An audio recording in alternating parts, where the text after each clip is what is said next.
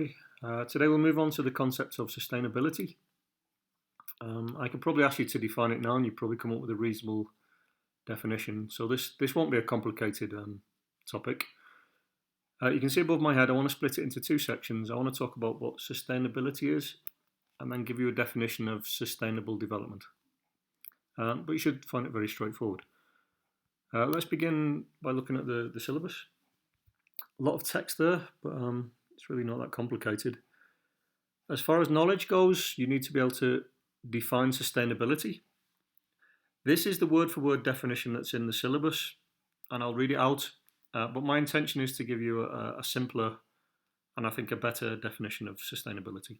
So the syllabus says, sustainability is the use and management of natural capital that allows full natural replacement of the resources exploited and full recovery of the ecosystems affected by their extraction and use. Here it says that the IB want you to understand that you can measure sustainability or the need for sustainability by measuring things like biodiversity, pollution, population size, climate. They can be used quantitatively to indicate or measure sustainability. And under that, it mentions the Millennium Ecosystem Assessment, which was an attempt by the United Nations to come up with a way of looking at the trends in sustainability from the year 2000 onwards.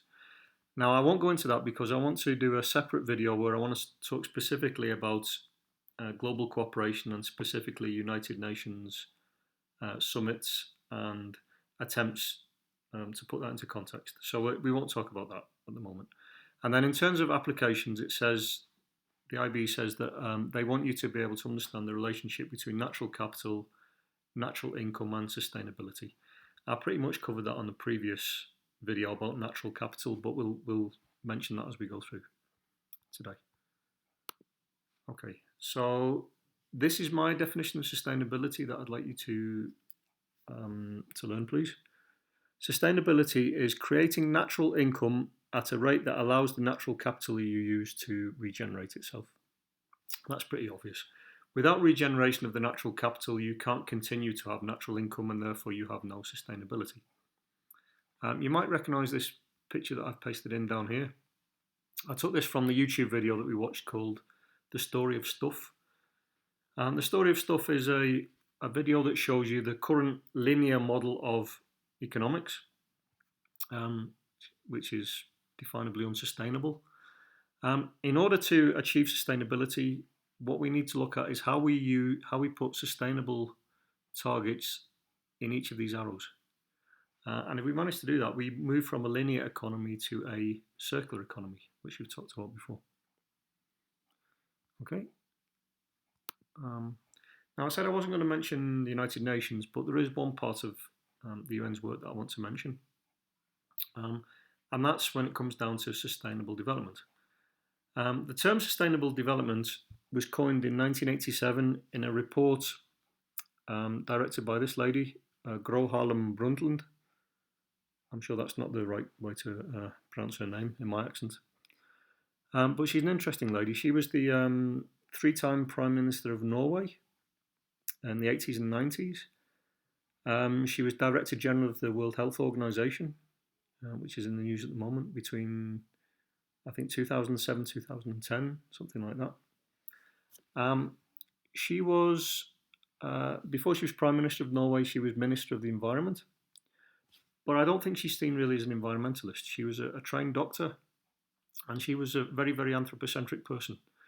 A lot of her work centered around LEDCs and specifically the rights of women and girls in LEDCs. So she was a pronounced anthropocentric. But it was her UN report, Our Common Future, which came up with the idea of sustainable development. And she came up with her team, she came up with this definition, which I also want you to learn. So sustainable development is development that meets the needs of present without compromising the ability of future generations to meet their own needs. It might sound a bit vague, and I think it was deliberately vague because what she was trying to do, or what the team was trying to do, was come back to our old friend, the three pillars of sustainability. She was trying to say that sustainable development needs to involve the social, the environmental, and the economic pillars of sustainability. Okay, and then finally, just to finish off this video, very simple. The question is whether we should look towards sustainability on local levels or global scale. Well, you might jump into that and say that obviously sustainability needs to be on a global scale. We need the whole planet to cooperate in a global economy in order to reach sustainability, and you're probably right. There's a big problem when you introduce borders and national boundaries. Do the rules about how sustainability change between those borders, or do we need common rules? That's where the United Nations comes in, and that's maybe what we'll talk about later. But I've said here, sustainability can be tackled on many scales because ecosystems exist on many scales, from the tiny to the global. So activism can be very important, not just on a global scale, but on a very local scale. You can achieve sustainability in your home, in your school, in your district, in your country, and you can scale it up that way. So sustainability isn't just on a small scale or just on a large scale, it's on many different scales. And as I said before, if we're going to achieve a circular economy in the future that's sustainable, sustainability needs to be achieved at each stage of the economy. Okay, that's about as much as I want to go into today. So I'd like to have a look through this again, please. Have a look at the syllabus again, and I'll set a little bit of work to go with this. And then in the next video, my intention is to basically look at sustainability on a global scale and how the United Nations has attempted to tackle that over recent years. Okay, take care and stay healthy, and I'll speak to you this week. Bye, everybody.